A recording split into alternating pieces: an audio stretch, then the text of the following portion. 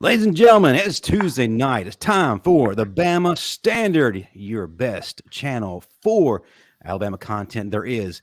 Before we get started, you know the drill. Just get in that comment section, that live chat, actually. Just get things riled up. Hit that like button, hit that subscribe button. If you're watching the replay, it's a shame you can't be here live, but leave us something good in the comment section. Show some love.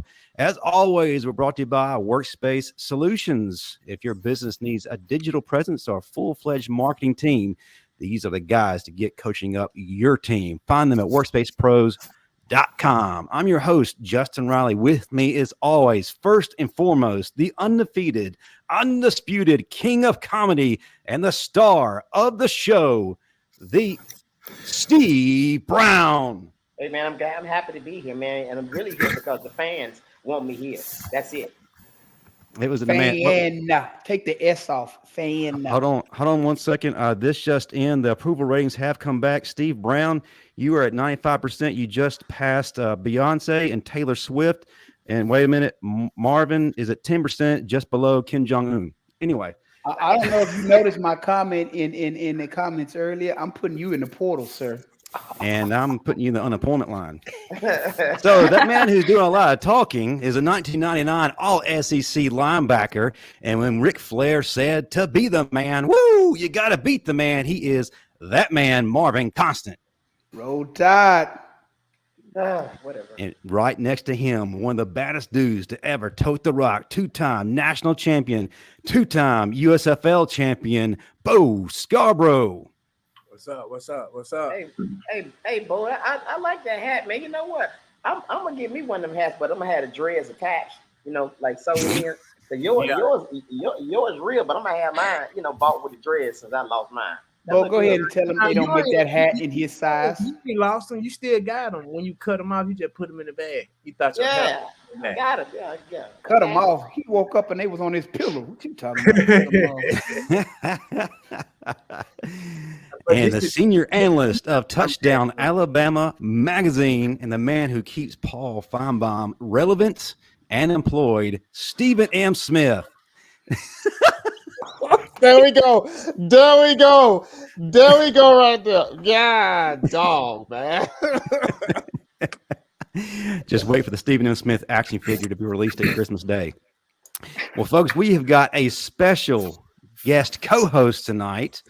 In order to bring her in right, Stephen Smith, who does the best job in emceeing, is going to bring her in before we introduce our first guest. Well, I'll say this. You know, I've had the joy of being around Gary Harris at WVUA as the sports anchor. He's one face, but this face right here is the showstopper. This is the MVP. Like, this is the GOAT walking in the room taking all the checks.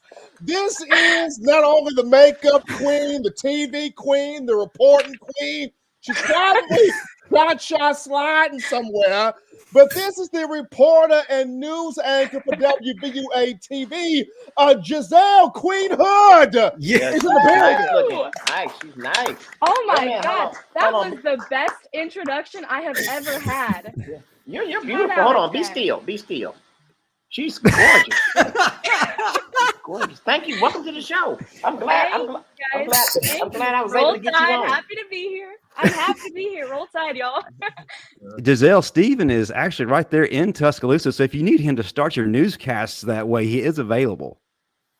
I'm going to book you for that, actually, because that is truly the best intro I have ever had. You need to just do it on the news every single night. You know what? I can work that in. I don't know if his people would allow that. You know, you've been working with the news station. Oh my gosh. So my co-anchor's Nick Ballinger, Jabari Pruitt, if you know him, Tanika Alexander. I mean, because you look familiar, it seemed like you covered like a game of mine, or I had an interview with you.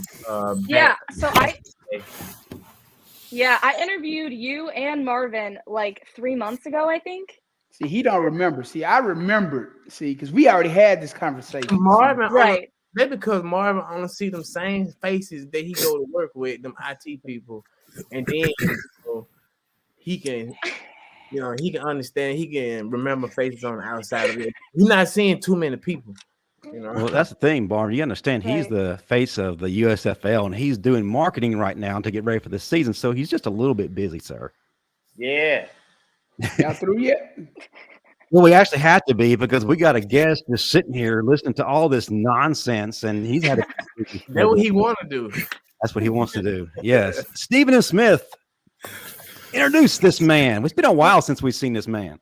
It has been. We got a coach in here who's coaching at Texas on Steve Sarkisian's staff. But before then, he was a 3-time national championship linebacker for Alabama. We're talking 2009, 2011, and 2012. One of the best things that Andalusia, Alabama put on the map right here. And he's right here on set with the backwards hat on, as I would also say. We got Nico 35 Johnson is in the building. Hey, appreciate y'all. No, wait a minute. Wait. Before all this, before we get started, I want to ask one question. Who sent you? I was going to ask him what's their game plan, Steve. Go ahead, give us the Cliff Notes version. I used to like you. Nico got his white one on, so I had to put my white one on. I used to like you, Nico. I You really still did. do. But now, who You sent do. you? Who sent you? Nobody. No, myself. God. Not, wow. Oh, man. Nico, first of all, congratulations, brother. We are super proud of you for doing your thing and getting over to Texas. I know you're in Austin, but, man, we're still cheering for you, and what an amazing job you've done for the Longhorns, not only this year, but this past year. You're going to the playoff and possibly a natty, man. Could be more excited for you. So I got to give you a round of applause for that, sir. Appreciate it. If y'all make it to the Natty, lunch on you when I get to Houston. I'm telling you now. I got you. Hey, Nico, y'all, GA, he's offensive line. Mitch. Yeah. Yep. His dad is Donson Lider. He the one that got me to come to IMG.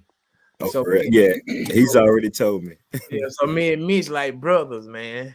Yeah, he got me to come to OMG. Oh my God. Didn't Nico, he I get got you a into question. Go ahead. I'm sorry. Didn't he get you into Parkview, Steve? Yeah. And I got Learning one Center? more question. I'm not gonna ask anything else. Hey, Steven, Make a Wish coming around. Yeah. I got one more question. Are you able and are you willing to leave Texas for Bama? You got one shot. You're going to get that man fired on live stream. and if You you're ain't going to gotta pay answer, his, just call me. Don't just call me. if Call you're me. ready to pay his bills, go right ahead, Steve. Oh hell no! Don't worry about it. Stay where you at. Stay where you at. Well, y'all, let's get things started. We only have a limited time with this man, and we're going to go around the room. I'll start us off. Nico, again, could be more excited for you, but let's get to Texas. In order for Texas to be Texas again, they had to do away with the Big 12 blueprint and adopt the Nick Saban / Alabama blueprint. And to do that, they had to get the right people to come in and execute that. Steve Sarkisian was huge.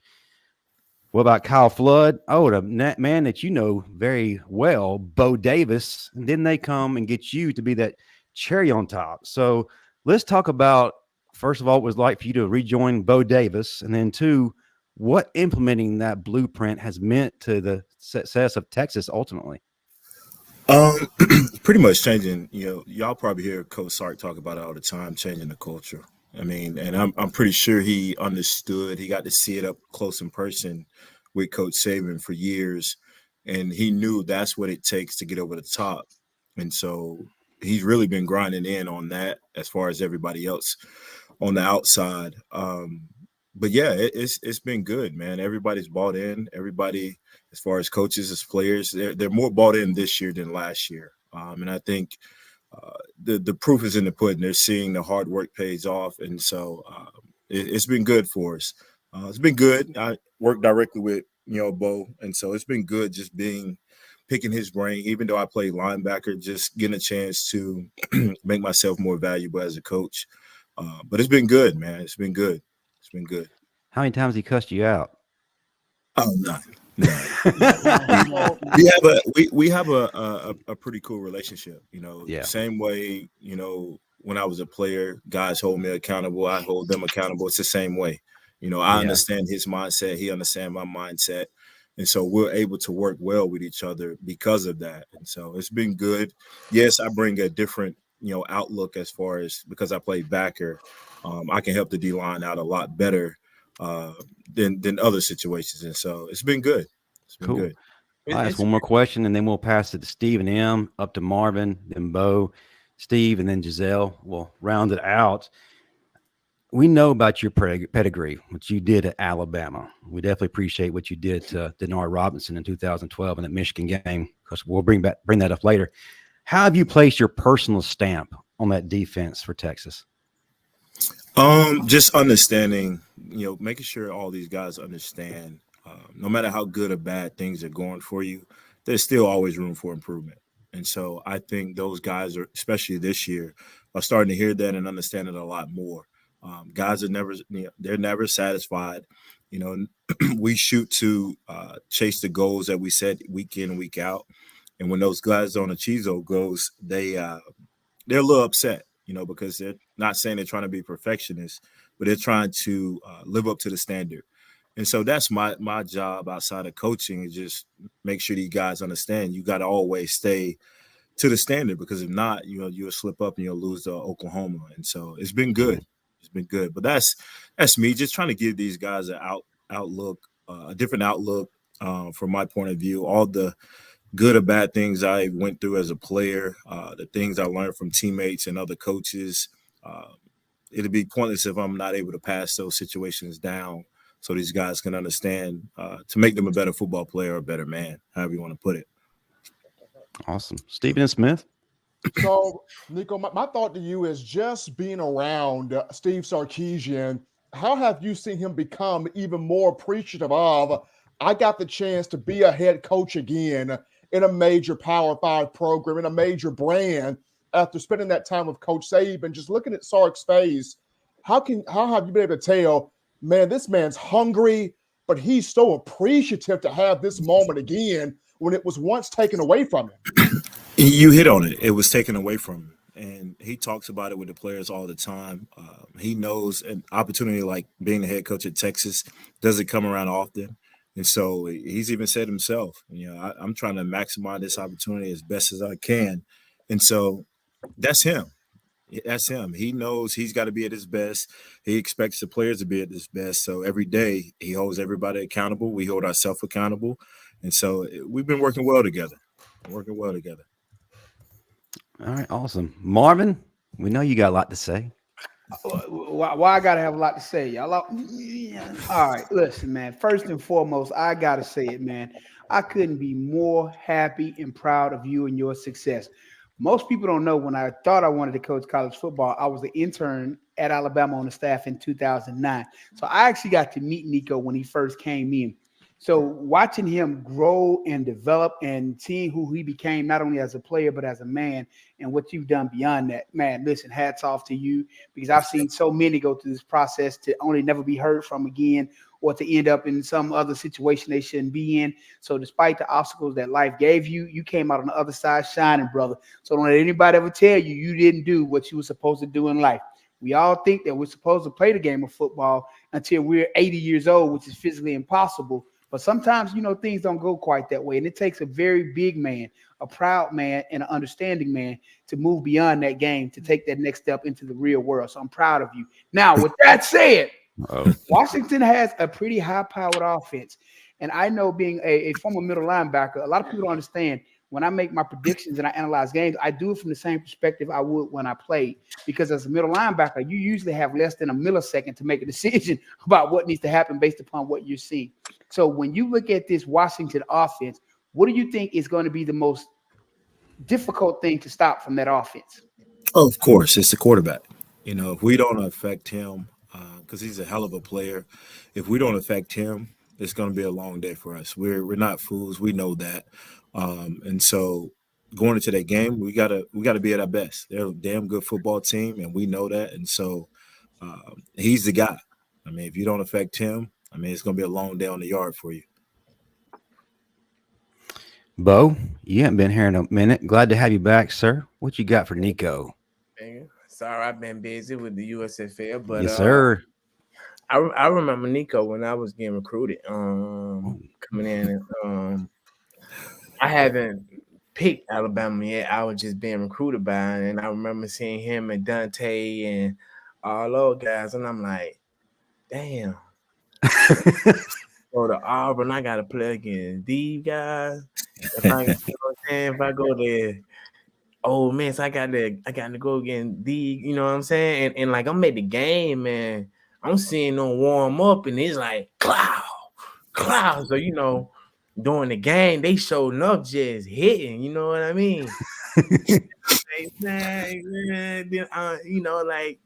on you only hear Nico and Dante you know what I'm saying, name over the intercom, and running backs, we pay attention to linebackers, who gonna be the linebacker at the team where we go to. But I'm at Bama every week seeing this day in and day out practice, seeing how he practiced full speed. I say, no wonder he hit like that in the game. You know what I mean? So, man, my hat's out to you, for practicing, for bringing what you brought to Alabama that still lead down to what we try to tell the young kids today. How you practice is gonna how you play. If you practice hard, the game gonna be easy. Which if you bought into it, Nico, he know it looked easy to him because I saw him at practice. But my question is to you is what's the difference on being on the other side? The thing I catch myself struggling with as a coach, I mean, yeah, we can get out there and try to show these guys how to do it, but that's not who we are anymore. And so I struggle with trying to get these guys to understand, or trying to get the guys to have that mindset that we had back in the day when we was playing. Some guys are built like that, some guys are not. So my job is try to find that fine line to where I can connect with that player to get him to play at a high level. But that's been the deal, man. It's just it's been cool. When I got in, kind of what Marvin was talking about earlier, it was exciting because as a player, we only know so much. But as a coach, you see it from a different lens. And so I kind of got excited about that because it's a different look or different sight on the game that I grew up loving all these years. And so, yeah, man. So that's really about it, man. Just it's a lot that comes with it, a lot of responsibility. It's not just you know how Coach Saban was, never get too high, never get too low. Right. That's true now, especially as a coach. Right. When the players see you rattled, they're gonna be rattled. When they don't see you rattled and cool and calm in high pressure situations, they're gonna be cool and calm. And so it's weird, man. It's a lot of things Coach Saban used to preach to us all the time that I catch myself saying and reverting back to now that I'm a coach. And a lot of things that I didn't understand as a player when Saban and Kirby and all these guys was preaching to us. Now that I'm on the other side, I get it fully. And so it's been cool, man, to tap back into all the knowledge that I gained from, coaches and other teammates. But at the same time, it's been exciting at the same time because I get to develop guys, get to build relationships and see them grow. And like I said, man, that's the satisfaction in this coaching thing. When you see guys work their butt off and get to that next stage and be successful. Hey, Nico. By you saying, by you mentioning that relationship with them, have there ever been a time where you had to pull a player to the side, or even maybe the linebackers, and tell them a story of your own that made them like, damn, he went through that, and I'm complaining about this? Have you ever had that type of situation go on where you had to? My first 2 years in 2009, the only reason I started playing is because Dante tore his ACL. I was strictly on special teams. And so after that year, I mean, I had a good year my freshman year. After that year, I'm thinking I'm still up. Nick wasn't having that. because he knew I was young. He knew I was immature. He knew I really wasn't ready. And I wasn't working how I was working my junior year and such. And so I just tell these guys that story a lot when guys are struggling with younger guys, especially. Why am I not getting more playing time, or why it looks like they're throwing me to the side and such. And so I just talked to them about, how coach put me in a situation where I had to work my butt off. I had to earn everything. Us coming out of high school, 5-star this, 5-star that, we think it's supposed to be given. And that was my mindset. I was young and immature. And it took me a year to realize, man, I got to grind for this. Everybody else around here been working their butts off for 2 or 3 years. Who do I think I am, just going to come in and show up and just have this role? And so I kind of break down a lot of different things to these guys, a lot of different stories, especially now. You know what I mean? Now is very important. Because, just being blunt, it's uncharted waters for a lot of people around here. So any knowledge that I've had, winning in 11, winning in 9, winning in 12, I try to think and see how can I implement to that now to help these guys out to have the right mental to get ready for this game. And so, but yeah, you're right, man. I piggyback off a lot of those situations that I've been through. But mainly, man, it's just telling these guys, man, everything, value is the key. When you play special teams, knowing other positions, not just your own, just going the extra mile, doing the little things. Yeah. One more thing, Justin. You know how like Coach Saban used to play mind game with us? Like he'll have us running with the ones. He'll have us running with the ones one day, and then the next day you come back, you over there on scout team, and you like, but in the mean, you just told me that I did everything great, but I get out here to practice, I'm on the scout team.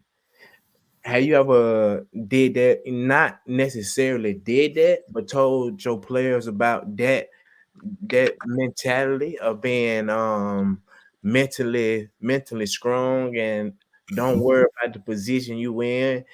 Play like you are the first string. Yeah, definitely, man. Because when I was at Bama, I had the situation where kind of similar to what you're saying.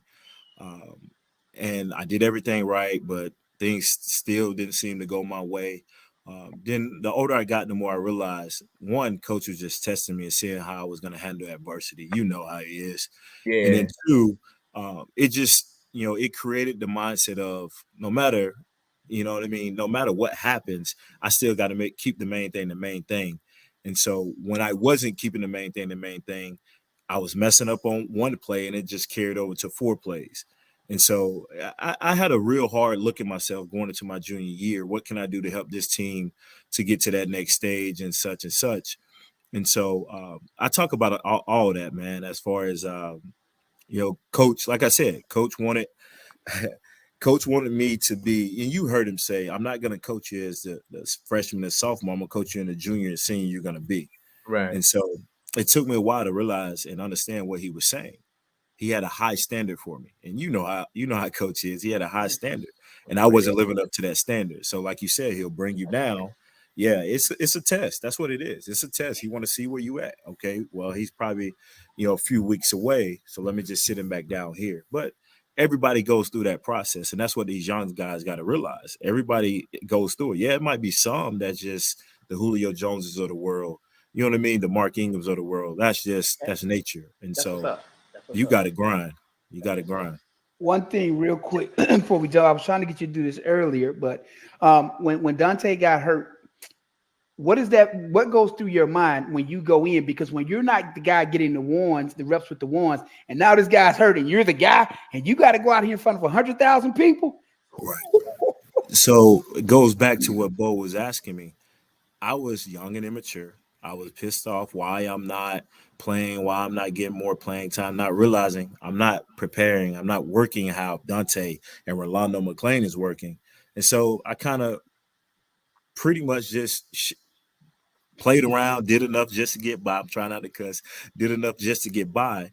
And when that time was called, I wasn't ready.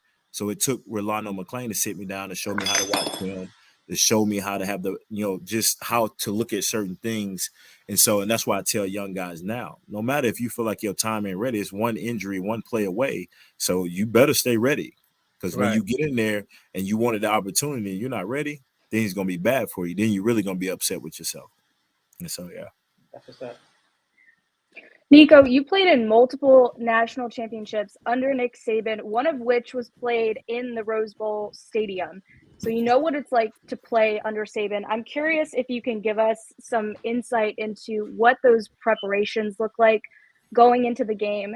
And is there a difference between the guys, you know, playing in LA, a very different location than what they're used to playing around the SEC? I don't think it's any different because of who's coaching them. You know, Coach Saban has that standard, and if you either buy into it or you won't play. And so no matter where it is, Rose Bowl, Sugar Bowl, they're always going to work the way they've been working for years. But that atmosphere there, that stadium is crazy. Those lights, at times it feels like the field was like elevated above everything else. To be in the granddaddy of them all, I'm excited for those guys because they worked their butts off to get back to where they are. But they go back to camp mode. I mean, Bo would tell you they go back to camp mode, and they're gonna work. They're going to grind. And so that's why teams like us, we got to be at our best, you know, playing Washington this week. I mean, all these teams are good. And so if we're not at our best, anything can happen. But to answer your question, it's back to work, back to the basics, which always it helped us at the same time because when you come off a long layover or whatever it might be, you know, you're possibly out of shape. You put yourself in a situation where you miss a lot of tackles. And so every year, Coach always went back to camp mode to the point where making sure the basics were what they needed to be. Them when they go back to camp, when you know you in the playoff, you like, man. But at the same time, you have it because you know you finna go back to camp practice, and it's a lot of hitting, and practice is very long. So you know what? Let me get to my question. Nico, you know, the guys have said that they are very proud of you, and I am proud of you because you still Bama. You Bama bred. You built by Bama. That's the bottom line. But what I want to know, I got a hypothetical question. So if y'all beat Washington and we beat Michigan, and y'all end up like playing us, you know what I want to do, man? I want us to like hang out, you know, and you know, just hang out with me for a little bit. Just go out for a drink or something. You know, and just celebrate. You know what I mean? Just all that. You know. We definitely can do that. We can do that. Just me and you. Just me and you. So you giving him the purple and then you giving him the green. Yeah. So if drinks on me, buddy, I got you. Cause we get proud of you. All that. Yeah. And you come over to my house, man, and I make the drinks, and we'll hang out. You know, we'll talk about football. That's all I want. Gotcha. That's it. All right, next question, Justin. That's it. That's all I want. All right, Nico, before we let you go, and we definitely appreciate your time tonight. It's been absolutely awesome. So I know you guys are one game at a time, and you probably don't get into the hypotheticals as a coach now, but we do get into hypotheticals. So on everybody's wish list right now, it's going to be Texas versus Alabama part 3. That's what we all want to see. So my question to you is, as far as all that you've experienced as a player and now as a coach, where would that rank in levels of, you know, great experiences? Even the first game, the second game this year, first game, however you want to put it, it was a little weird for me. You know, that's really, believe it or not, it's my first time being back in Tuscaloosa, being in the stadium and such. So it's a little weird, little mixed emotions. You know, we won the game, didn't know to be mad or celebrate, but it would be up there. It would be up there, but at the same time, it also feel weird because this is the team that I worked my butt off for 4 straight years, and blood, sweat, and tears, won it with my teammates and such. But like you said, I'm on the coaching side now, so it's like I guys over here busting their butt and trying to, you know, change things around here, and so it's always gonna feel weird, especially when I'm not in that crimson. Nico, tell the truth. You wear Alabama socks under all that. Come on. We know you got the Alabama socks on under it all. But no, of course it's gonna be weird. But it'll be a big moment for me because it's the first time one I'm coaching, or second time now I'm coaching, but I'm playing against my old school in a national championship. Yeah, of course we're not looking ahead around here. We got to take care of Washington and do what we need to do. But for the most part, yeah, it'll be a cool moment. But until then, it's all Washington. All right. I got Before you one go, for Stephen you Smith. though. Before Of you course get you out do. of here, Stephen I Smith. know Justin had a question, but I got one for you real quick. Hey man, y'all do realize we on time limit, right?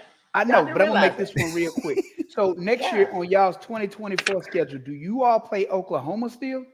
Yeah. Mm-hmm. Okay, that's all I wanted to know. I didn't know what the schedule looked like for you all moving to the SEC. And rudely, before we go any farther, I want the young lady to ask anything she wants to ask, because I'm not going to have our guest on here wasting time just sitting here. So I want her to ask anything she wants to ask. Nobody says nothing. Nobody else say nothing. Like, yeah, just you. Yeah. Oh, Nico answered my question. I'm good. You sure? Yeah. All yeah. right, because I don't want you to forget about you. I don't want you to Well, forget since about she you. willfully No, I passed it appreciate it. along, Thank you. Stephen Smith, you got one last question, and if you would send him out the right way, brother. All right, so Nico, just the interactions between Bo Davis and this Texas D line, is it still animated Bo Davis getting at the defensive lineman the way it was in Tuscaloosa? It is, and it's weird because I was in the linebacker room. I wasn't in the D line room, so I never got a chance to really see up close in person how he rocks with his D line. And so now being in there with him for 2 years, it's a family, and you can see it, the bond, the closeness, the accountability that each and every last one of those guys in there bring. It's something special, man, and that's why a couple of guys been able to have get national attention because it's a testament to how close we are in that room and how we're able to hold each other accountable. We really in there. We don't get too high, get too low. We understand every week is going to be a challenge, and those guys go attack. But he is who he is. He ain't changing now.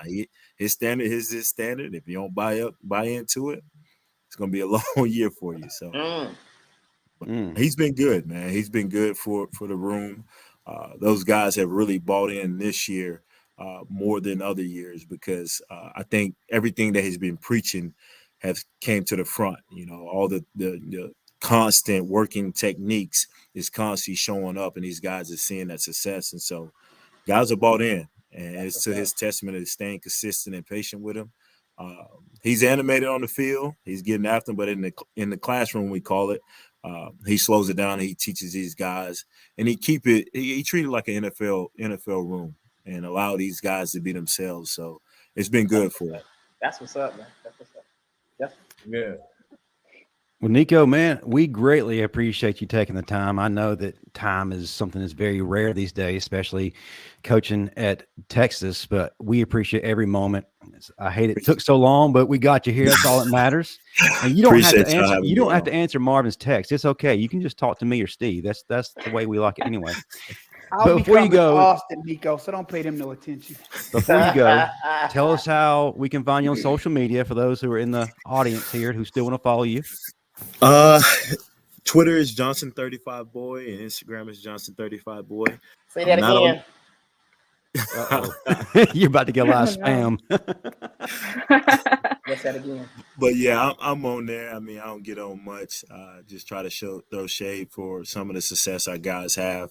But that's where I'm at. Johnson35boy on all social media sites. And so, yeah. All right, be still. Is that a flip phone? Yeah, get out of my business, Justin. Get out of my business. Get out of my business. Nico, we're proud of you, brother. Appreciate you. Thank y'all. Yes, thanks for coming on, man. Appreciate you.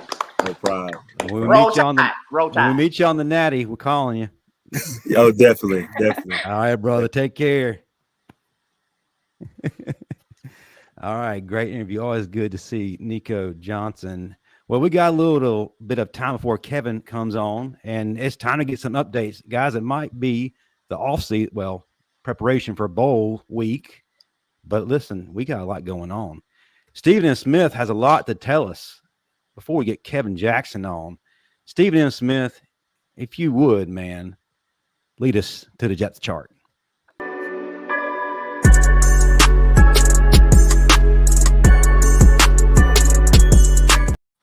Okay, so we got a loaded depth chart here. Loaded depth chart. We'll start with this. Coach Saban talked about Jace McClellan, Kool-Aid McKinstry on yesterday's press conference. Kool-Aid's fine. Went through practice. He's good. Out of concussion protocol. Jace McClellan is starting dry land running on his foot. He's getting better. He's progressing. Still day to day. So it's kind of too early to tell if he plays against Michigan. But Jace a lot better now, with his foot. In other news, people are talking about the matchups, who has the better personnel between Alabama and Michigan. No one's talking about the biggest thing, and that's the strength and conditioning factor. David Ballou has these grown men ready to do something with Michigan. This has been a phenomenal 2 weeks for Alabama and the strength training. Ballou has these guys locked all the way in.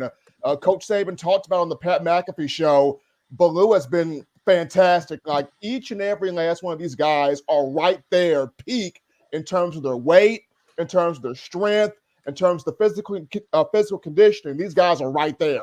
And that's huge when you talk about Taylor Lewan of Michigan talking about we're bigger than they are, we're stronger than they are, or physical than they are. So to see Ballou take that message and kind of plash it all over the board, you see what he's saying about y'all. These guys are in the weight room putting that work in, putting that effort in. That's huge. Bama had an offensive lineman pull his name out of a transfer portal. That was Elijah Pritchett, former four-star who put his name in. But I think somebody told him, J.C. Latham's going pro. So you might want to take your name out because you're going to be the starting right tackle in the spring of next year.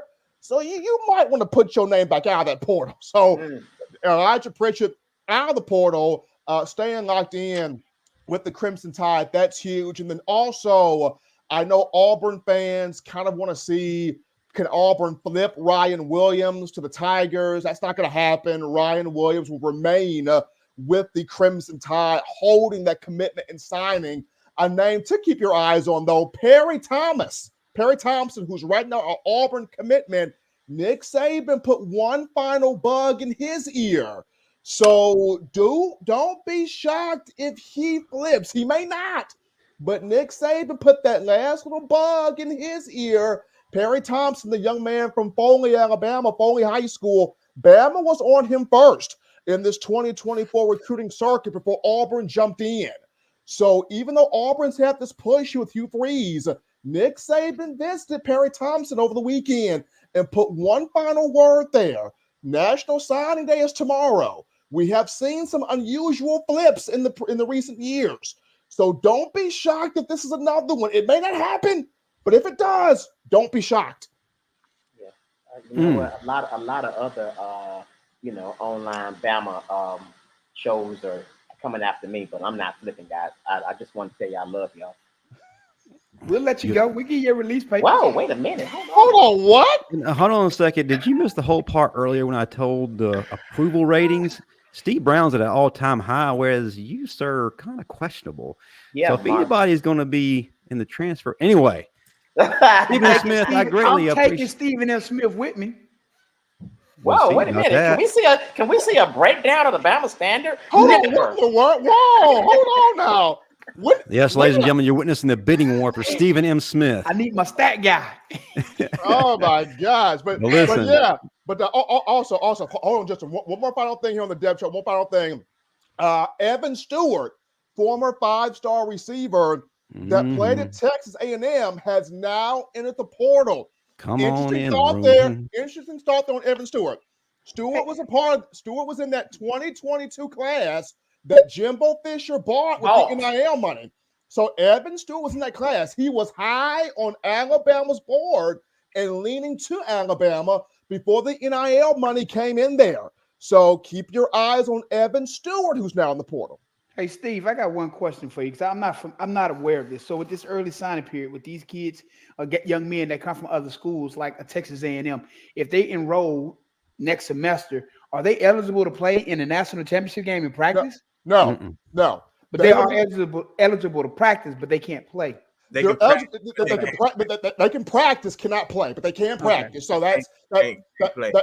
that's LT Overton that came over from A&M. He can practice, but he will not be able to play until next season. But he can Okay, practice. I was just asking because the rules change so much. You know, it's hard to keep up. You can I think we should sign out of college. You can also get guys that out of college that attended that college, and they can come back and practice with the team.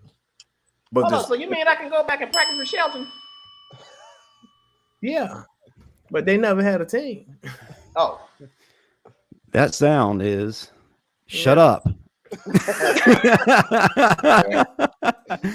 Hey, before we bring our guest in, or Stephen M brings him in, rather, we have a super chat tonight from Ty Alexander, $4.99. We appreciate you, Ty.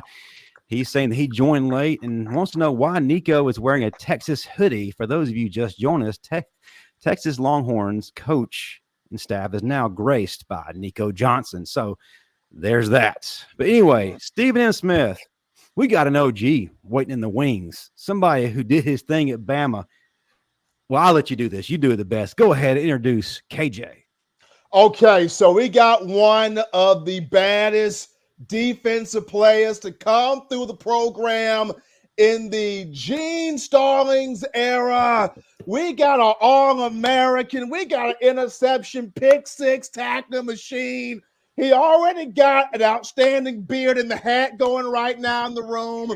I mean, this guy helped usher in Marvin Constant. So you already know he reach one, teach one. We got Kevin, KJ, pick six, take a block off, shoot a torpedo to the moon. Jackson's in here. What's going on, fellas and ladies? What's going on, KJ? You still down there making peanut brittle? Oh, man, I'm still mad at you anyway. You ain't show up for my golf tournament, man. I'm mad. I owe you one. You do owe me one. I owe you one. Did I hear this correctly? You're responsible for Marvin being at Bama and ultimately being here? Steve, what's up with that? Wow. Dude. You don't have many friends, do you? Y'all done yet? Y'all ain't got nothing better to do, huh? We really don't on a Tuesday night. We got a lot of time between now and the Rose Bowl. But KJ, man, we are excited to have you back. It's been far too long. Welcome in, sir. Let's talk about what you did. You know, we're talking about the Rose Bowl right now, but we need to go back a little bit further. 1996 Outback Bowl. More importantly, the finale. That too loud, man. Oh, my bad. What's More up, importantly, Bo? the finale of Gene Stallings. Now, he meant a lot to you. Before we can really talk about that game, you know, we looked at Jalen Milroe this year and how he faced a lot of adversity and people cast him out. I know you can identify with that because after suffering a horrific injury, you were cast out by everybody that was recruiting you, except one person. Gene Stallings, he had a different type of mindset when it came to you. If you would, so we can kind of lead up to the ultimate discussion, him retiring, how did he get you to Bama? I had a very, very hard, rough senior year, my last senior game against Viger High School. I had 15 different schools at that game that night. I was down to my last two visits for Alabama and Florida State, and got a bad knee injury. Wow. And didn't have not one offer going into that game. I mean, going after I got out of the hospital, but had a knee injury, went into the hospital, I have Dr. Andrews operated on my knee. I woke up, Coach Stallings was sitting right there, right beside me. And he was like, man, I don't care if you never play another down again. I want you to be at the University of Alabama. I just got one question. How did you end up at Dr. Andrews and not Dr. Fowler?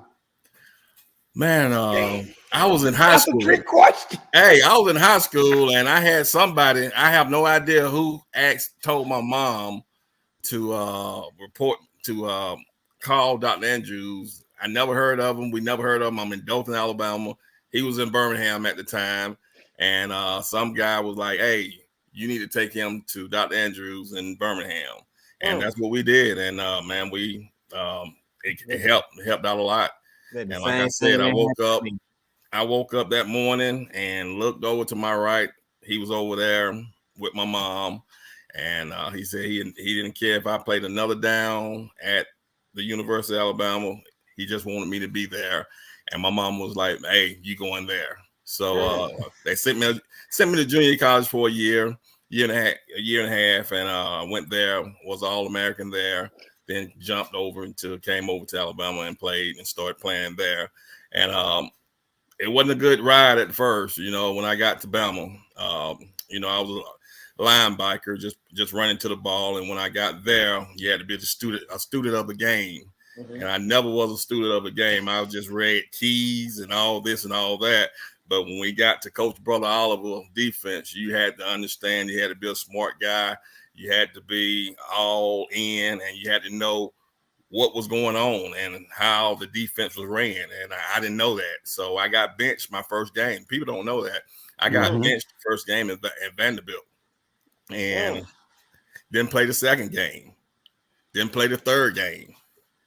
And all of a sudden, I was getting ready to transfer. And I had a lady stuck to me and said, hey, stick it out for one more week.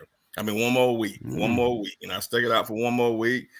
Coach Stallings came in and Coach Oliver came in and said, hey, we're going to start you this week against Georgia. And, man, I went out and played hard, practiced hard. I was hitting everybody. I didn't care. I was getting kicked out of practice because I was going full speed and hitting the quarterback and all that. And that night of the night before the game, Pruitt was like, man, I think you're going to have a great game. General Pruitt said, I think you'll have a great game. I said, I hope so.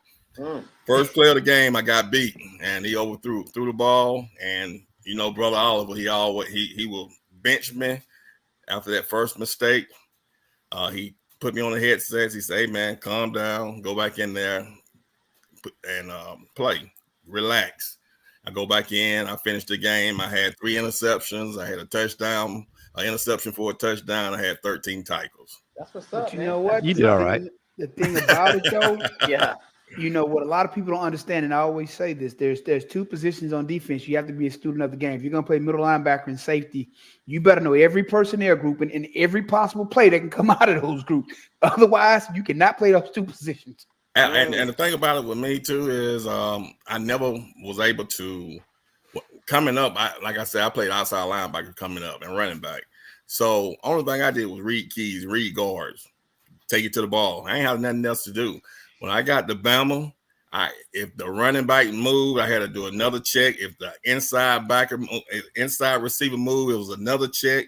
If the quarterback going shotgun, we was checking something else. So I was lost, man. I was lost for a whole 3 weeks of practicing, man, because he was like, everybody be quiet. We're going to make Kevin make the checks.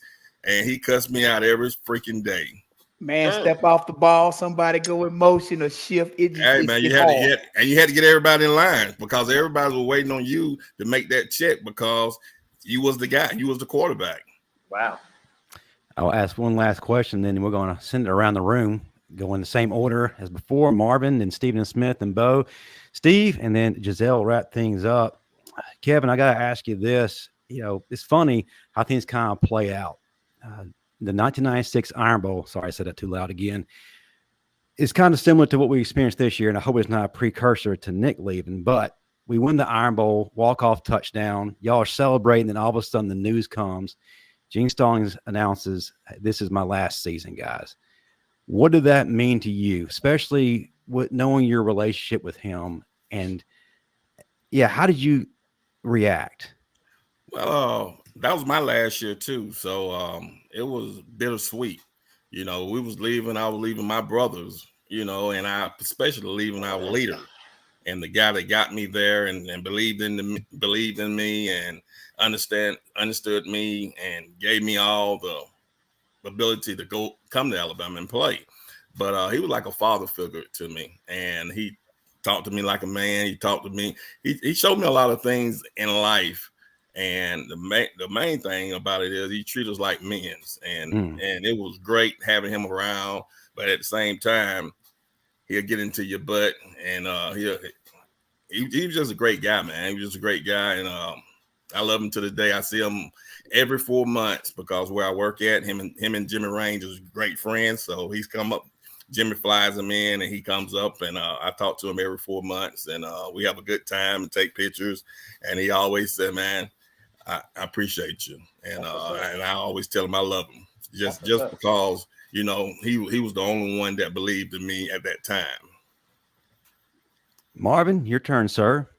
All right. So being a former safety, I know you watch football very similar to the way that I watch the game. What do you think is going to be the most difficult thing the most difficult thing for Alabama to stop versus Michigan based upon what you've seen or that you know about this Michigan team?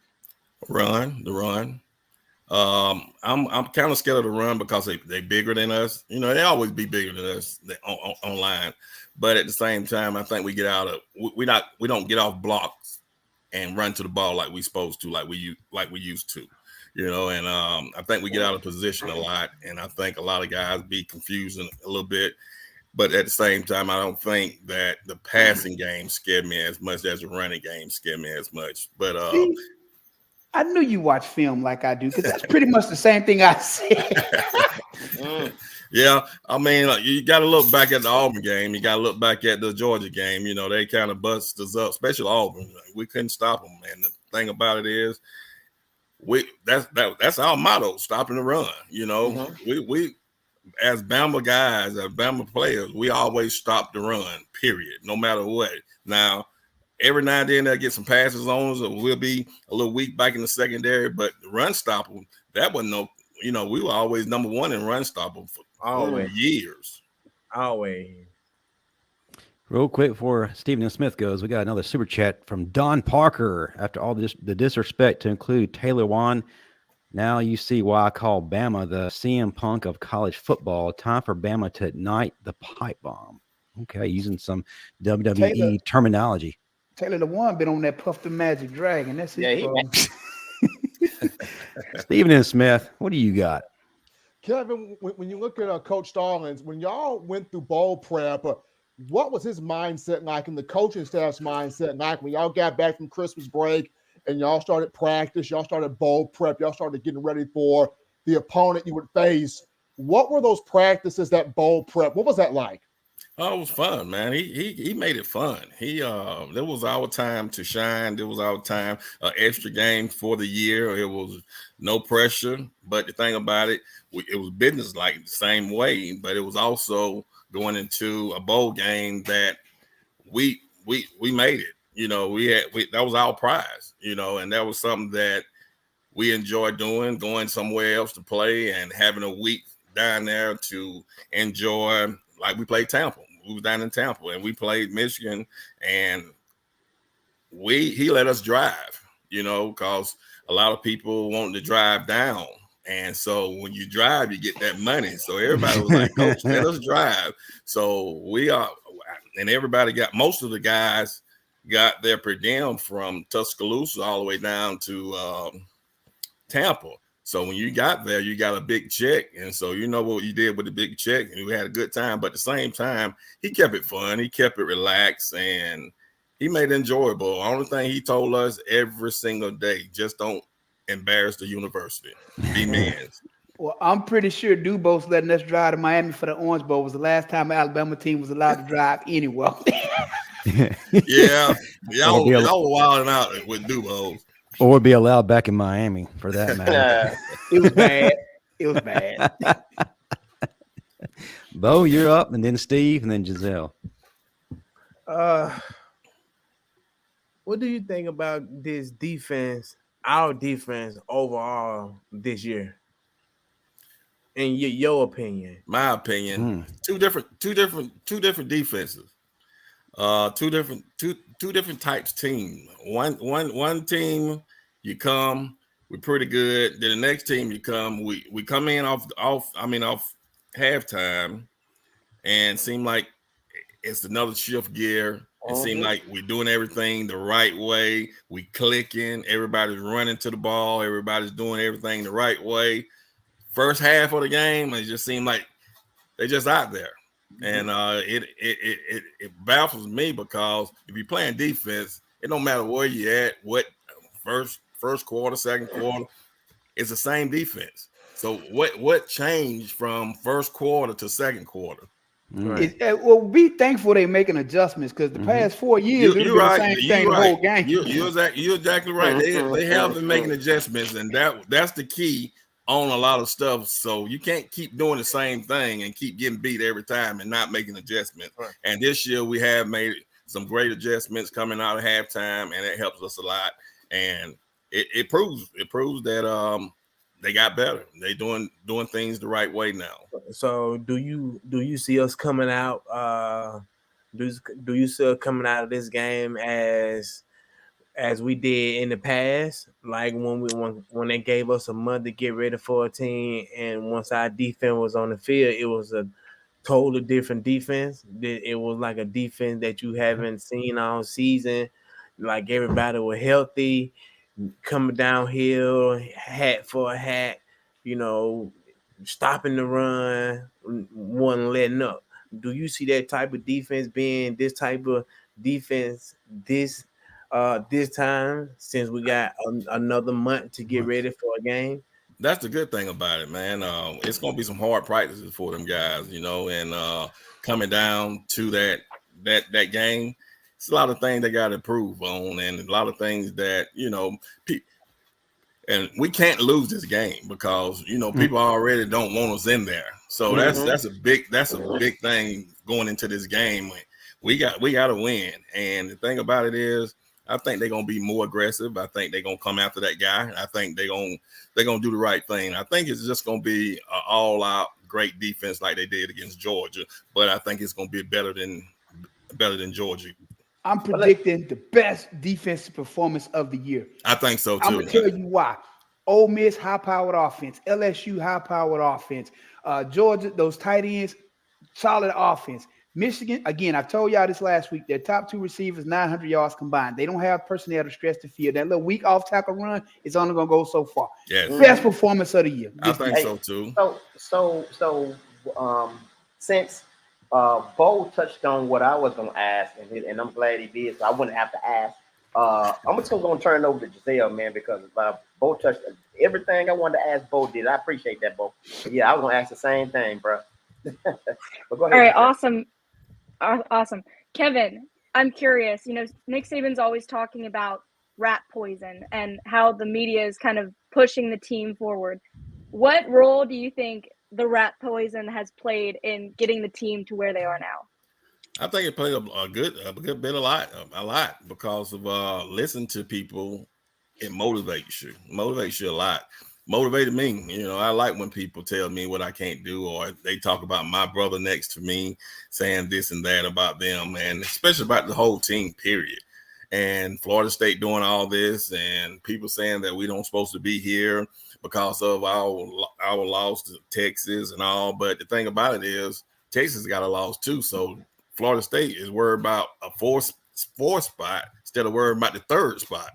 You know what I mean? So they should be at the third spot instead of worrying about everything else. But I just think that that motivates us. It motivates Nick to give those guys the rat poison, to make them eager, to make them ready for this game. And, me against the world. And, and that's Bama, period. That's every year with Bama. It's us against the world. Everybody hates to see us get anything, and they gonna talk about us bad, but what we do is win, and a lot of people hate winners.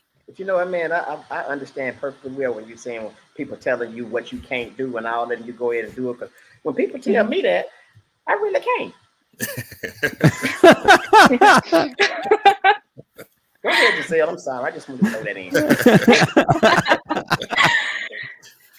Kevin, a word that really sticks out to me when I hear your story is perseverance. And I think that's also a word that's really representative of this season of Alabama football. What role do you think perseverance has played in the team getting to the Rose Bowl? I know Nick Saban talked in his SEC championship post-game interview about perseverance. And what impact does perseverance have on your own life? Well, I think perseverance is where that when they benched the quarterback, Jalen. I think that was perseverance. So Jalen went in and probably really studied his key, really studied what he's supposed to have did. And now he comes back and have a great and started playing football and started reading defenses and started reading safeties and started doing the right thing and playing comfortable and not playing scared, and thinking somebody gonna get his job. Now he know that I am the guy. I don't have anything else to worry about. I am the guy. I'm gonna go out here and play Jalen's game of football, back to Pee Wee ball. And my life was, I took it as that it was hard. It was very hard. I cried and cried. I ain't gonna sit here and lie to you. It was very hard coming off a knee injury and having 14 schools deny you and turn their back on you and not call you and even check on you and see how you was doing. You know what I mean? And then I go to junior college after a year of rehabbing, go to junior college and show out in junior college.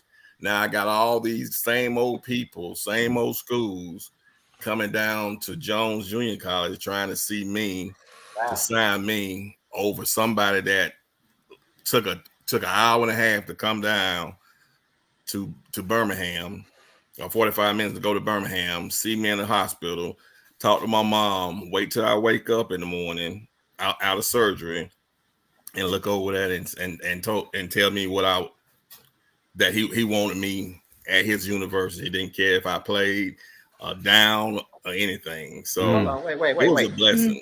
Are you crying? It will make you cry if you really look at it. It will make you cry. It's when I see him, I always give him a hug and tell him thank you, because without him, I wouldn't know where I'll be at, because of just a chance, and he felt like that I'll be able to play again, and he sent me to junior college for that year, and he showed everybody that I was back, and I told my junior college guys, I said, I'm not talking to anybody that comes down here to see me. I'm going to Alabama. That's where I'm at. That's where I'm going. If they come, I'm not talking to them, because they left me on, and I remember the day, it was November the 26th, and they left me, and we played Viger in Dothan, Alabama. And like I said, we had 15 scouts there, and Alabama was one of them, and 14, I never heard from them again until junior college. Hey man, that's a success story, man. Y'all give it up for him. Yeah, that's a success story.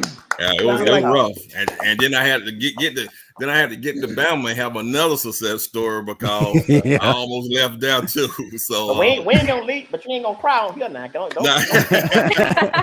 I will tell you though, that's very big of you, because most people don't understand what it takes to recover from that type of knee surgery. Yeah, man, it's rough. It is not easy at all. It's rough. I cried every day. I know it. And it was rough. And it was, I wanted to give up a lot of days. But I prayed, and my mama prayed for me. And it was just the best thing for me. And I think it happened at the right time, because if I would have got to Bama at that time, I probably would have just quit, just because not being able to fight like I fought for that just to get to Bama. You know what I mean? What's your injury? Did you tell your ACL? I told everything. I told my ACL, PCL, my PCL. I told everything off the bone. Yeah. I remember that. Messed up his carburetor. At that time, Dr. Andrews said my knee injury was the worst injury he had seen since he'd been operating. Hey man, again, man, thanks for coming on, man. That's really insightful, man. Thank you for that. And that's a story to inspire people. Yeah, man, it is. My it was a story rough don't story, inspire but nobody. it was a great story, though. Right. My story don't inspire nobody. I quit. Me and Marvin, nobody them knees, man. Oh yeah, it ain't nothing. When I see it now, I crumble, man. I get back like. But I sure appreciate you guys having me.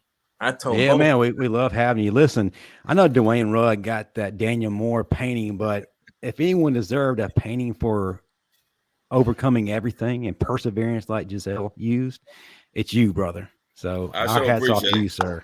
Matter of Oh, you fact, gonna give it to KJ instead I of talked me? to Daniel Moore last year for my golf tournament, and I was kind of mad at him because I'm not even on that one Daniel Moore picture. Period. Hey, you Dang. know, I gotta say this. And I'm a hate. I said it. I'm a hate it in the morning. I ain't gonna lie to you. I'm gonna hate this. And fans, y'all write this down. What's today's date? December 19th. I ain't gonna even lie to you. I gotta say it. Marvin, you deserve one too for coming back from what you came from, bro. I ain't gonna even lie to you, man. I take my hat off to you. That's real talk. You would never ever in your life hear me compliment you again. Well, you know the This funny is thing about this.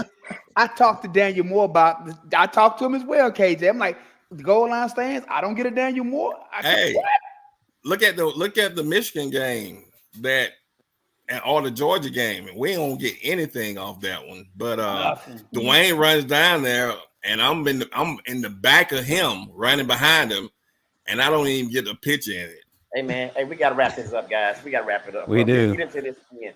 Listen, it is about that time to close things down. But before I start passing around for everybody to promote what they have, I want to remind everybody about your game day experience. It's not complete until you get a title towel. We've actually partnered up with them.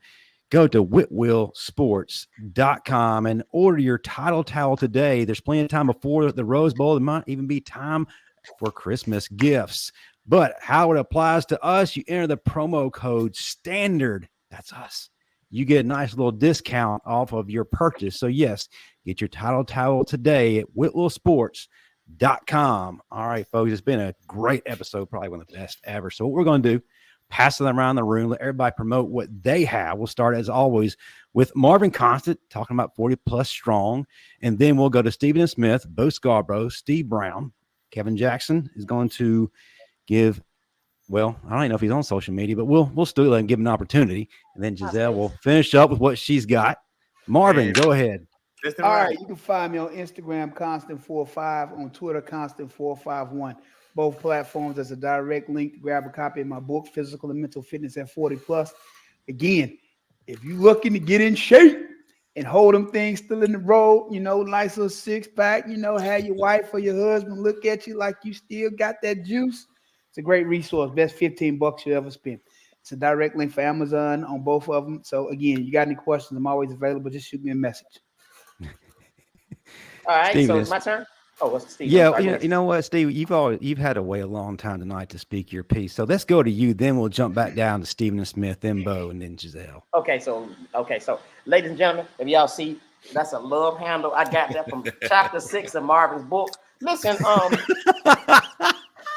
me on Instagram, Comic Steve Brown, one word, Comic Steve Brown, and my fan page. Yeah, Comedian Steve Brown. Follow me, have a good time, and come in the room and make sure you behave. Yeah, that's it. Stephen Smith. Well, on tomorrow morning, we got the National Signing Day show for TDA. So check it out tomorrow. We're going to start this 10 a.m. A lot of the guys are already on campus right now for bowl prep. That's Julian Sand. That's Sterling Dixon. A lot of these guys are already on campus for bowl prep, so they've already signed that national letter of intent. But I guess it'll be formally announced on tomorrow. So over half the class is going to sign tomorrow. We got the signing day show. Followed by that, Coach Saban will have his press conference talking about all of these young men that have signed and what they're looking forward to do here and helping this team prepare for the college football playoff. Julian saying the five-star quarterback is already turning heads. Jalen Milroe talked about him today. This kid spins the ball. He's got tremendous talent out there. So saying is already getting some love here from Jalen Milroe. But tomorrow, we got the signing day show. Looking forward to see what these guys do now that they're at Alabama. Love it. Love it. Y'all tune into all that. Bo, it's your turn, sir. You got a lot going on. You got your website. You got a lot of things. Talk to people about what you got. Bo Scarborough, BoScarborough.com, where my merch is. You can find a lot of things on there. And I'm also in negotiation with this new company called Pulse. It's something like a STEM unit. You work out with it. So I'm in negotiation with them. I'm still rehabbing at Exos. We just did a gift shopping with the USFL for the Children's Hospital in Birmingham, and Cameo. I know a lot of people want videos for Christmas and stuff like that. So, my Cameo is still on, still working. And you can find me on both Scarborough on every social media. That's Twitter, Instagram, and Facebook. Love it, guys. Y'all jump on that. Great Christmas ideas. Hit Bo up for sure. KJ, man, we appreciate you, brother. We're going to bring you back sooner rather than later again. But are you on any social media? Is your MySpace still activated? Back page? What? I mean, how we find you, Facebook, sir? Man, I got a foundation called K7 Foundation. I was number 7, so I made my foundation at 7. And we have a golf tournament for AOLS. And we have gave scholarships to kids around the community here. I donated in the last 2 years. I have donated $40,000 to Kerry Gould Foundation for his ALS as a patient for medicines and bills and stuff like that. I have a couple of guys down here that has ALS in Dothan that we gave $4,000 or $5,000 to them for their commitment to us. But man, we have a golf tournament again, Marvin Constant. Hold on, time out. Listen, I'm coming this year. If I'm not there, hold on. This is on. It's being recorded. If I'm not there, I'll give $1,000 donation to your foundation. If I don't show up this year. July 19th, 2024 in Dothan, Alabama at the Robert Trent Jones. All right, cool. And make sure you guys give me your shirt size, and I'll send you guys a shirt and a hat for my foundation. All right, now real quick. Steve Brown come to the tournament as well. Now, real quick, look, Kevin, hold your head up and look into the camera. There we go, right there. That picture is in black and white, man. Let's go. Hey, Bo, I need you to come and play some golf too. I need all y'all to come out July 19th. We have a meet and greet.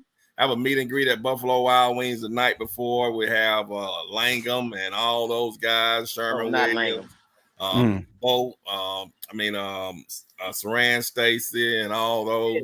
And just remind me, I'll be there. Okay, it'll be a great party, man. And then I'll put you up. I'll feed you. We'll hang out in Dothan. It ain't too much to do, but we'll. Whoa. I tell you what. How about the whole Bama Standard? We will come. How about that? We'll do a show. We'll broadcast live there. Yeah. How about that? We can do a live show in Buffalo Wild Wings. Let's make it happen. Also, I need a T-shirt with your love handle part cut out. That's all I need. I'm gonna let you do that. Just send me your size, and I'll send you something. He been wearing shirts with the back tied for years. Don't let him fool you. All right, folks. Before Giselle goes, she's our special guest co-host, and she may not come back after this experience. I'll remind everybody, program notes. Tonight, we're going to have the final whistle, 8 p.m. Central, 9 p.m. Eastern, with Matt Cadell, Dan James, Chris James, Lushan, and Ty Hayes. And then tomorrow night, the great George Teague is coming at you, 8:15 p.m. Central, 9:15 p.m. Eastern, with Teague's Take. And Steve Brown's favorite Teague, his son, JT, will be co-hosting that. So y'all definitely take note of that. Hey, we'll be back next week prepping you for Alabama versus Michigan. A lot of stuff coming your way. Don't forget to check out the watch party tomorrow with Stephen N. Smith. Giselle, we greatly appreciate you hanging with us. I know it was an experience like no other. What kind of experience? I don't know, but we appreciate you. This is your opportunity to talk. I know we don't allow that very much tonight, but tell people how they can find you, all your social media, more importantly, what you do with WVUA.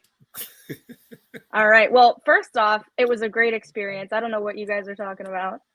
Steve, you're kind of scaring me with that look over there. I'm not going to lie. And that was her last show. Charles Lee Haley. All right. Well, y'all can find me on all the social medias. My handle is Giselle A. Hood. Giselle A. Hood. You can find me on YouTube, same handle. I have a website also, gisellehood.com. And WVUA, yeah, so I'm the weekend anchor there. I'm going to be on break for like a little while for the holidays, but I'm weekends, 10 o'clock news. Check me out. It's very fun, very different than this show, but yeah, this was such a great change of pace for me though. So we were glad to have you on. Now be still. Yes, on the next episode of Dateline. Anyway. Well, you definitely have gotten the vote from everybody in the audience. I've been keeping up with the live chat, Giselle. You are more than welcome to come back anytime. Oh, yeah, enjoy yourself at the Rose Bowl. So we'll be glad to hear what you have to say about your experience at the Rose Bowl. Yeah, also, am I the only one of the Bama Standard that's going to be there, or? No, I'm going to be there. Yeah, you'll be there too? Yeah, the show is contracted to fly me anywhere, so I'll be there. Okay. Well, maybe we should do the show from the Rose Bowl. We will, actually. That's a great idea. Y'all stay tuned for that. But hey, great show. Thank you to everybody. Thank you to Nico Johnson. We're proud of that young man for what he's doing. We'll definitely see him in Houston. That's right, predicting a win over Michigan. Thank you to Kevin Jackson, two-time All-SEC safety and All-American safety, and one of the most motivational guys that I've ever come across. Oh, he's also in the Junior College Hall of Fame in Mississippi too. So, man, we greatly appreciate you. Everybody in chat, thank y'all for showing up and showing out tonight. Thank you for the super chats. That will do it for all of us at the Bama Standard. Roll Tide, everybody. Don't go nowhere. Rolling. Don't go nowhere.